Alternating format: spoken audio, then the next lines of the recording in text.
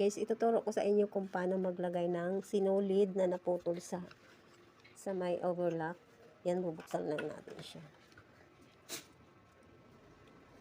Angat lang natin yung karayon.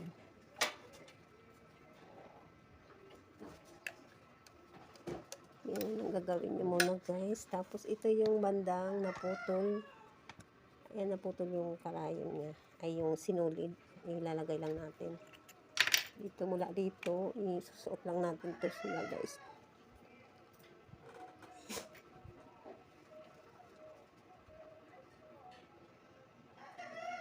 Dito lang siya isusuot.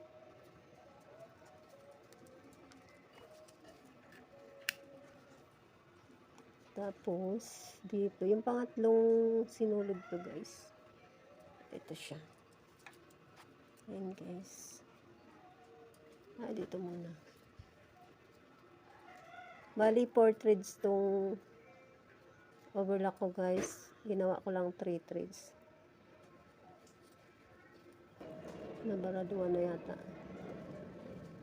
Ito na. Ayan siya guys. Tapos dito may butas yan.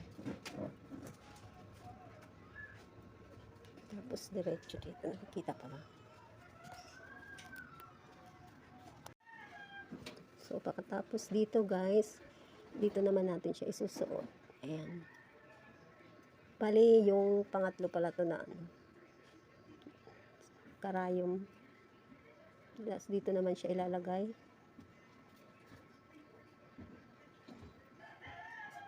Tapos dito, kita pa ba guys?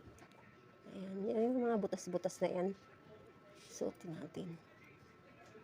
Pagkatapos guys, ito. Ayan guys, ito. Ayan. Ayan, butas pa yan dyan. Suotin natin lahat. Para pag ano eh. Kita. So, ayan. Tapos, ilalagay natin dito siya guys, sa ilalim.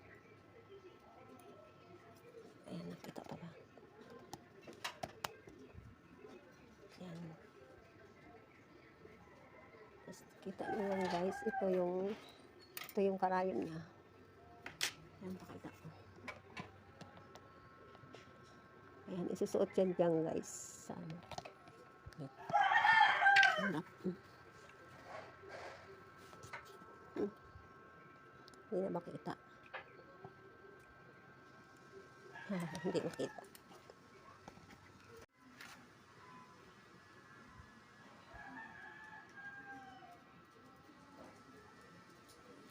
Ayan, nakapasok na siya guys.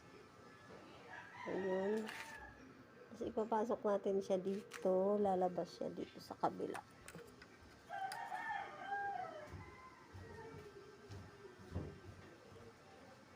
Ayan guys. Tapos, ito yung pinakalas. Ayan, ito yung guys.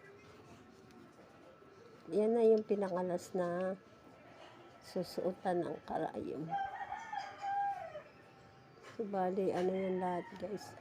Apat na karayom. Ito yung lower. Lalagay mo siya dyan. So, ayan.